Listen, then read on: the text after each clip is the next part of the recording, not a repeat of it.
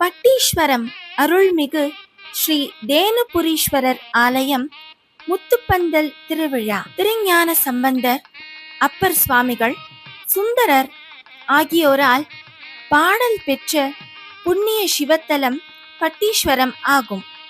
இது தஞ்சாவூர் மாவட்டத்தில் அமைந்துள்ளது. தேவார பாடல் பெற்ற தலங்களில் சோழ நாடு காவிரி தென்கரை தலங்களில் அமைந்துள்ள 23வது சிவத்தலம் ஆகும் இந்த பட்டீஸ்வரம் திருத்தலம். இங்கு அருள் பாலிக்கும் மூலவர் ஸ்ரீ பட்டீஸ்வரர் எனவும் தேனுபுரீஸ்வரர் எனவும் அழைக்கப்படுகிறார். அம்பிகை ஞானாம்பிகை என்றும் பல்வளை நாயகி என்றும் சிறப்பாக வழிபடப்படுகிறாள். இந்த பட்டீஸ்வரம் தலத்தின் தல விருட்சம் வன்னி மரம் ஆகும். தீர்த்தம் ஞான தீர்த்தம் என்ற கோடி தீர்த்தம் ஆகும். பட்டீஸ்வரம் திருத்தலத்தின் புராண பெயர்கள் சக்தி முத்தம், திருசக்தி முத்தம், தேவி வனம் என்று சிறப்பாக அழைக்கப்படுகின்றன. பட்டீஸ்வரம் ஆலயத்தின் சிறப்பு திருவிழாக்கள் முத்துப்பந்தல் திருவிழா, ரத்த சப்தமி திருவிழா, சோமவார வழிபாடு ஆகியவை ஆகும். தென்னிந்திய கட்டிடக்கலையில் மிகவும் சிறப்பாக கட்டப்பட்ட திருக்கோயில் பட்டீஸ்வரம் திருக்கோயில் ஆகும். சிவபெருமானின் வாகனமான நந்தியின் குலத்தைச் சேர்ந்த காமதேனுவின் 4 புதல்வியரில் ஒருவரான பட்டி என்ற கன்றுக்குட்டியால் பூஜிக்கப்பட்ட இறைவனே இத்தலத்தில் உள்ள சிவலிங்கம் ஆகும். முன்பொரு காலத்தில் இந்த தலத்தில் ஒரு சிவலிங்கத்தை காமதேனுவின் புதல்வியாகிய பட்டி உருவாக்கி தினமும் தன் பாலை சொரிந்து அந்த சிவலிங்கத்தை வழிபட்டு வந்தது. காமதேனுவின் புதல்வியாகிய பட்டி பூஜித்த திருத்தலம் என்பதால் இந்த திருத்தலத்திற்கு பட்டீஸ்வரம் என்று பெயர் வந்தது. பட்டி பூஜித்த சிவலிங்கம் பட்டீஸ்வரர் என்றே அழைக்கப்படுகிறார். வடமொழியில் தேனு என்றால் பசு என்று பொருள். தேனுவாகிய பசு பூஜித்ததால் இந்த தலத்தின் இறைவன் வடமொழியில் தேனுபுரீஸ்வரர் என்றே இன்றும் அழைக்கப்படுகிறார். பார்வதி தேவி பூலோகத்தில் தவம் செய்ய ஏற்ற அமைதியான இடத்தை தேடி இங்குள்ள அரசவனத்தை அடைந்தார். அப்பொழுது தேவர்களும் முனிவர்களும் பார்வதி தேவிக்கு உதவி செய்யும் பொருட்டு மரம் செடி கொடிகளாக மாறி அம்பிகைக்கு நிழல் தந்து காவலும் புரிந்தார்கள்.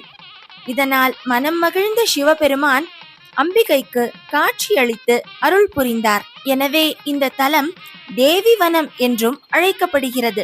கோடை காலத்தில் ஒரு முறை திருஞான சம்பந்தர் இந்த தலத்திற்கு சிவபெருமானை தரிசிப்பதற்காக நடந்து வந்தார். அப்பொழுது சிவபெருமான் திருஞான சம்பந்தருக்கு நன்றாக தரிசனம் தரும் பொருட்டு தனக்கு முன்பு இருந்த நந்தி தேவரை சற்று விலகி இருக்குமாறு பணித்தார்.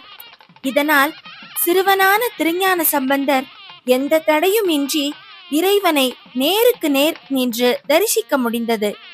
இந்த ஐதீகத்தின்படியே பட்டீஸ்வரம் திருக்கோயிலில் உள்ள நந்தி தேவர் நேராக இல்லாமல் சற்றே இடதுபுறமாக விலகி இருப்பதை இன்றும் நாம் காணலாம். இந்த பட்டீஸ்வரம் திருத்தலத்தின் மற்றொரு விசேஷமான சிறப்பம்சம் இந்த தலத்தில் உள்ள துர்க்கையம்மன். துர்க்கையம்மன் மிகவும் சாந்தமாக, சாந்த ஸ்வரூபிணியாக தன் சிம்ம வாகனத்தின் மீது நின்று 8 கரங்களுடன் அருள் பாலிக்கும் திருக்காட்சியை நாம் இந்த பட்டீஸ்வரம் திருக்கோயிலில் காணலாம். மேலும் இந்த பட்டீஸ்வரம் திருக்கோயிலில் அருள் பாலிக்கும் துர்க்கையம்மனின் இடது கீழ்கரத்தில் கிளி ஒன்று அமர்ந்திருப்பதை வேறெங்கும் இல்லாத விசேஷ வகையில் நாம் இன்றும் கண்டு சிறப்பாக தரிசனம் செய்யலாம். இத்தனை சிறப்பு வாய்ந்த இந்த பட்டீஸ்வரம் தேனுபுரீஸ்வரர் கோயிலில் ஒவ்வொரு ஆண்டும் முத்துப்பந்தல் விழா என்ற திருவிழா மிகவும் சிறப்பாக கொண்டாடப்பட்டு வருகிறது. வைகாசி பிரம்மோற்சவ விழாவின் முக்கிய நிகழ்வு திருஞான சம்பந்தருக்கு சிவபெருமான் முத்துப்பந்தல் அளித்து வரவேற்கும் நிகழ்ச்சி ஆகும். ஈசனே தன் பக்தனாகிய குழந்தை திருஞான சம்பந்தருக்கு முத்துப்பந்தல் அளித்து வரவேற்கிறார் என்றால் அந்த திருஞான சம்பந்தரின் பக்தி எத்தகைய சிறப்பு வாய்ந்ததாக இருக்கும். திருஞான சம்பந்தரின் அவதாரம் மற்றும் அவருக்கு ஈசன் அருள் புரிந்த வரலாறுகளை இப்பொழுது நாம் காணலாம். சீர்காழி பகுதியைச் சேர்ந்த சிவபாத ஹிருதயர் என்பவருக்கும் பகவதி அம்மையாருக்கும் திருமகனாக அவதரித்தவர் திருஞான சம்பந்தர்.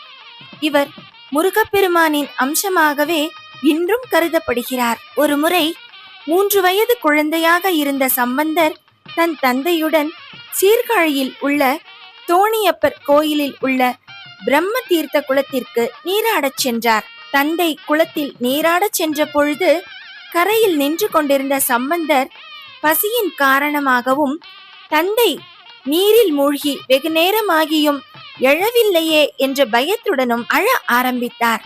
குழந்தையின் அழுகுரலை கேட்டு சிவபெருமான் அம்பிகை உமாதேவியை நோக்கி அந்த குழந்தைக்கு பால் கொடுத்து பசியை போக்குமாறு கட்டளையிட்டார்.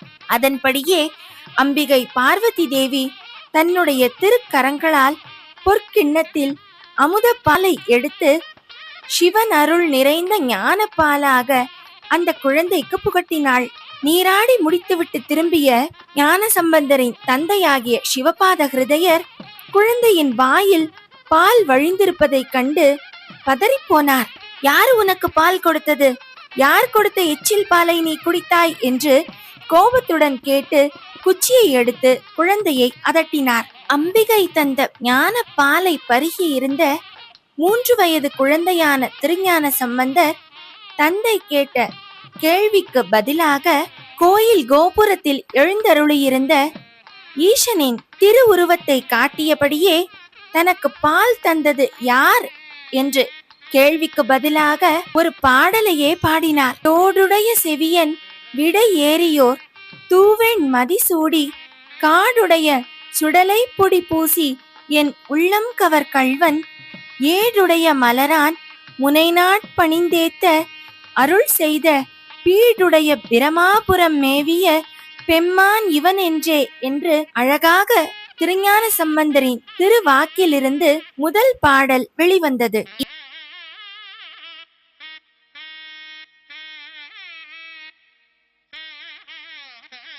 வணக்கம்.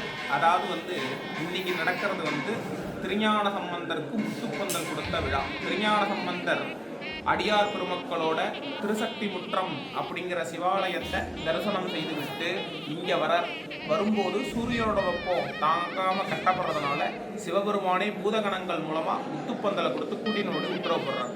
நந்தியம்பெருமான விலகி இருக்கும்படி ஆணையிட்ட திருத்தலம்.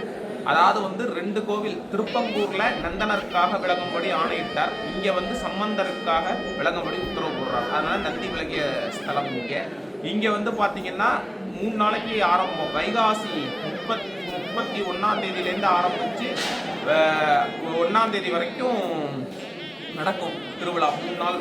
அதாவது முதல் நாள் திருமுலைப்பால், அதுக்கப்புறம் முத்துக்கொடை கொடுத்து முத்து ஓடம், அதே மாதிரி முத்துப்பந்தல் ஆகிய 3 நிகழ்வுகள் இங்கே நடக்கும். இன்னைக்கு திருஞான சம்பந்தருக்கு முத்துப்பந்தல் கொடுத்த நாள். அதனால இன்னைக்கு முத்துப்பந்தல்ல எழுந்தருளி இங்கேருந்து திருமேற்றடிகை போயிட்டு அங்கேருந்து திருசக்தி முற்றம் அங்கேருந்து பந்தல்ல இங்கே அழைச்சிட்டு வருவாங்க. 7 பந்தல் சொல்லுவாங்க, திருவையார் பந்தல். அதே மாதிரி இங்கே முத்துப்பந்தல் இந்த கோவிலில் செய்யணும். எப்போவுமே ஆடி மாதம் 1ஆம் தேதி வந்தால் முத்துப்பந்தலை அனைவரும் பார்த்து தரிசனம் பண்ணலாம்.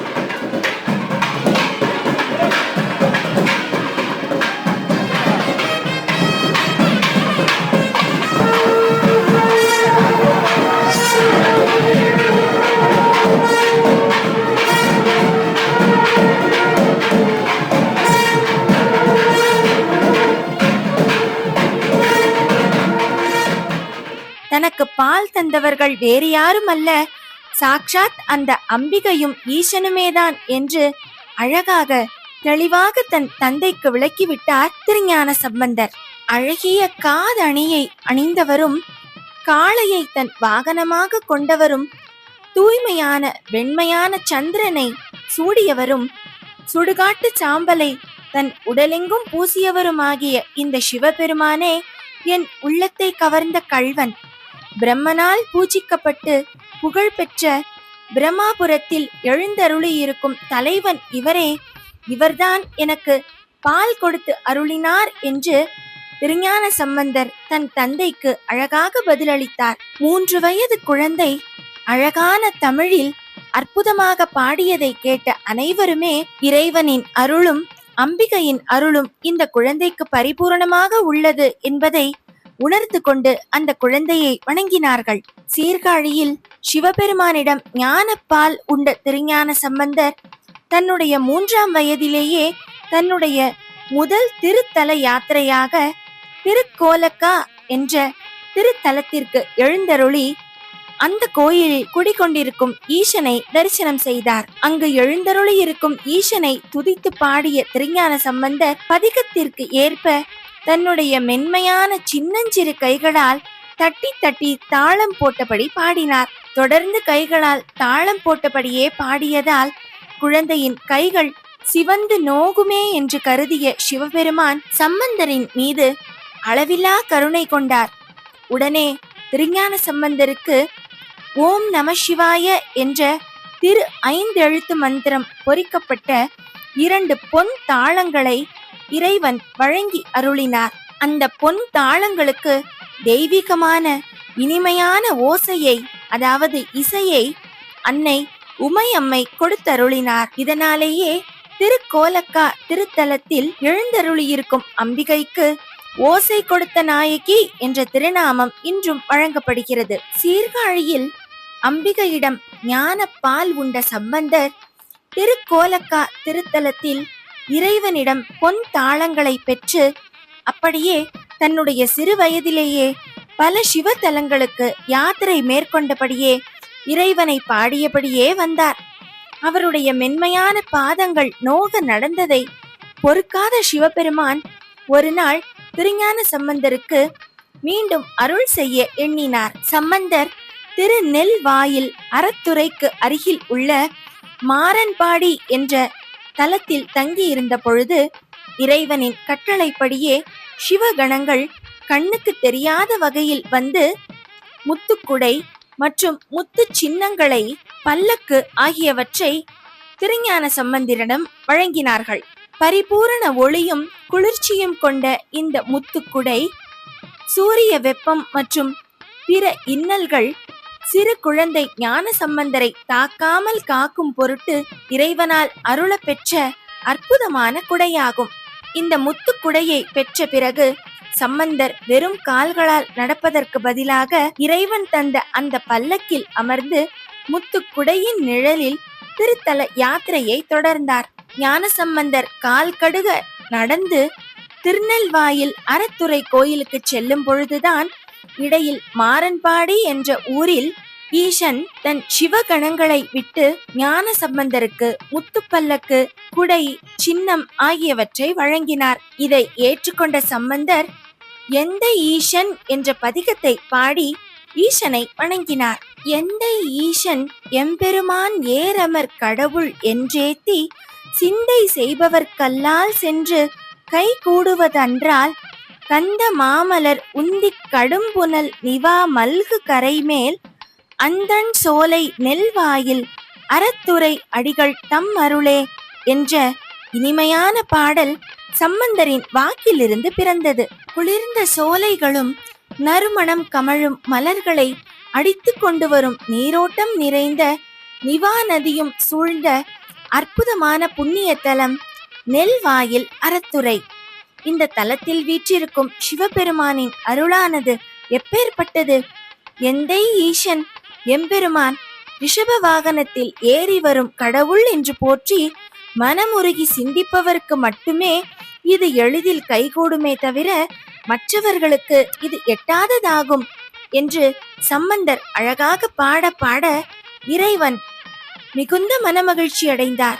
இப்படி சிறு வயதிலேயே பல சிவ தலங்களுக்கு யாத்திரை மேற்கொண்ட திருஞான சம்பந்தர் திருசக்தி முற்றம் என்ற தலத்தை வணங்கிவிட்டு அங்கிருந்து பட்டீஸ்வரம் நோக்கி வந்து கொண்டிருந்தார். கோடை காலம் என்பதால் சூரியனின் வெப்பம் கடுமையாக இருந்தது. சிறு குழந்தையான ஞான சம்பந்தர் வெயிலில் நடந்து செல்வதை கண்டு பொறுக்க முடியாத சிவபெருமான் அவருடைய வெப்பத்தை தணிப்பதற்கு திருவுள்ளம் கொண்டார். ஈசனின் கட்டளைப்படியே பூதகணங்கள் விண்ணிலிருந்து அழகிய முத்துக்களால் ஆன பந்தலை கொண்டு வந்து சம்பந்தருக்கு தெரியாதவாறு நின்று அவர் திருமுடிக்கு மேல் நிழலாக பிடித்து கொண்டு சென்றார்கள். அந்த முத்துப்பந்தல் மிகுந்த குளிர்ச்சியுடன் ஒரு பூ பந்தலை போல காட்சியளித்தது. மேலும் தேவர்களும் பூமழை பொழிந்து தங்களுடைய மகிழ்ச்சியை வெளிப்படுத்தினார்கள். இறைவனின் இந்த கருணையை போற்றி வியந்து மனமுருகிய ஞான சம்பந்தர் அவ்வினைக்கு இவ்வினை என்று தொடங்கும் அற்புதமான பதிகத்தை பாடி பட்டீஸ்வர பெருமானை வழிபட்டார். அவ்வினைக்கு இவ்வினை யாமென்று சொல்லும் அக்தறிவீர், உய்வினை நாடாதிருப்பதும் உந்தம கூனமன்றே, கைவினை செய்தெம்பிரான் கழல் போற்றுதும் நாம் அடியோம், செய்வினை வந்தெம்மை தீண்ட பெறாதிருநீல கண்டம் என்று அழகாக பாடினார்.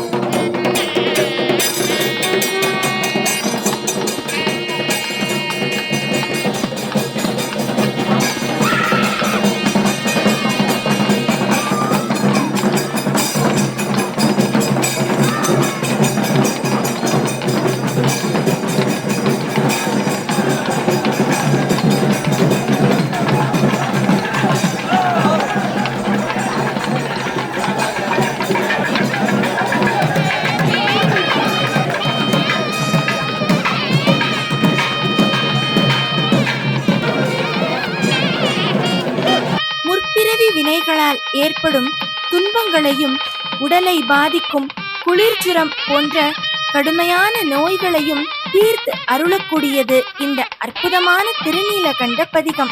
இப்படி பாடியபடியே பட்டீஸ்வரம் திருக்கோயிலை அடைந்து அருள்மிகு வேணுபுரீஸ்வரரை வணங்கினார் திருஞான சம்பந்தர். திருஞான சம்பந்தர் முத்துப்பந்தலின் கீழ் நடந்து வரும் நடை அழகை முழுமையாக காண அம்பிகையும் ஈசனும் ஆவல் கொண்டார்கள்.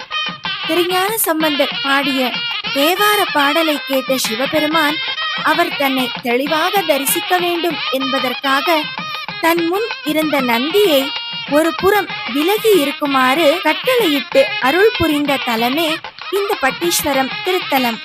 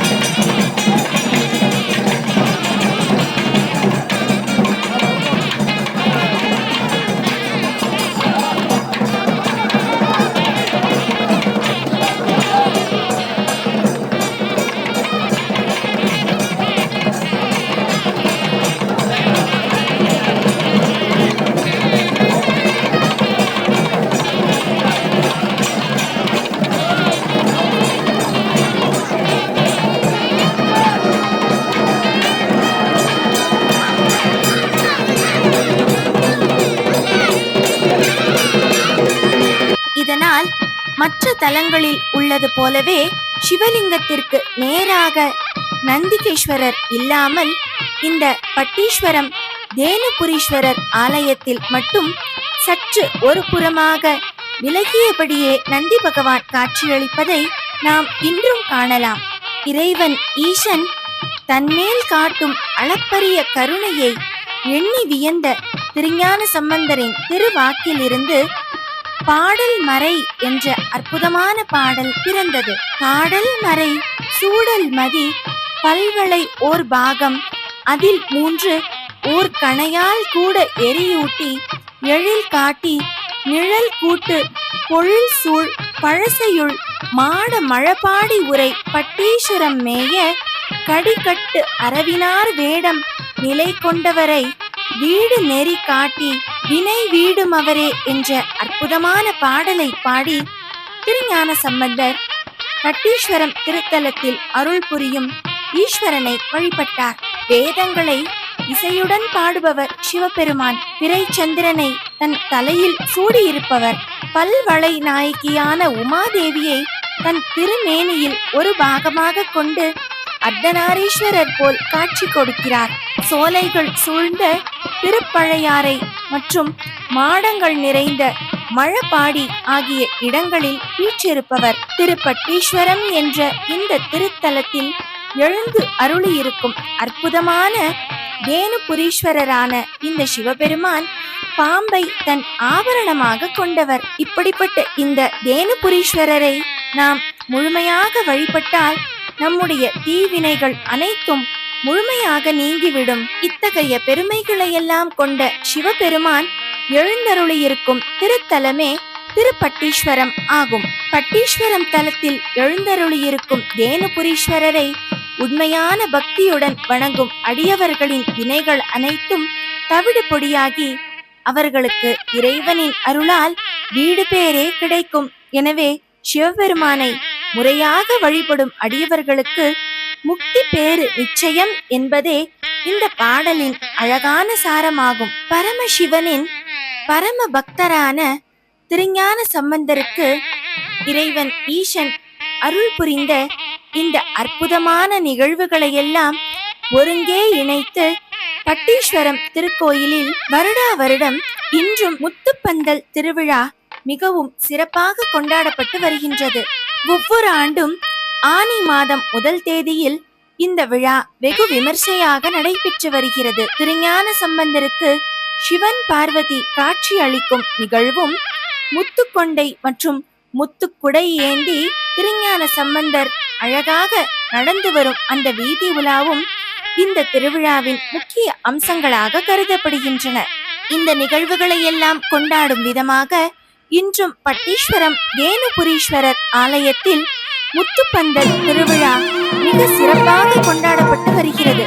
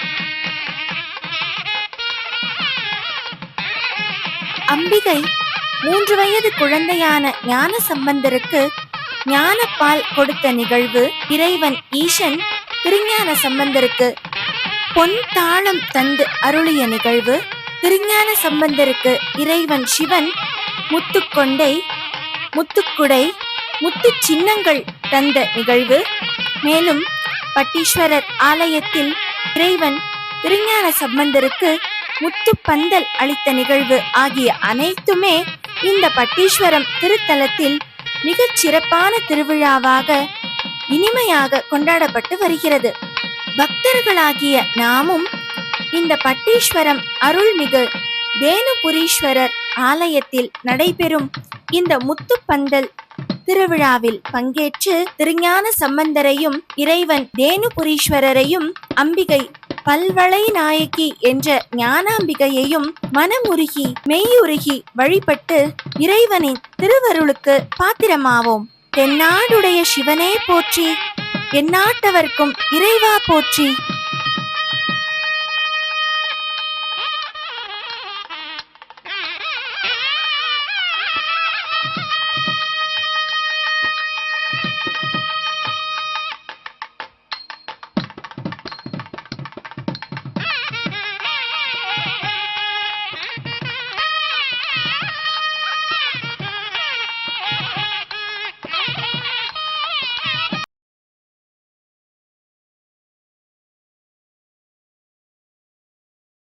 ஆனந்த ராகமாய் ஓர் ஆன்மீக பயணம். நீங்கள் பார்த்து கொண்டிருப்பது உங்கள் பாக்யம் சேனல். இது உங்கள் பாக்யம், எங்கள் பாக்கியம். வழங்குவோர் அன்புடன் கல்யாண் ஜுவல்லர்ஸ்.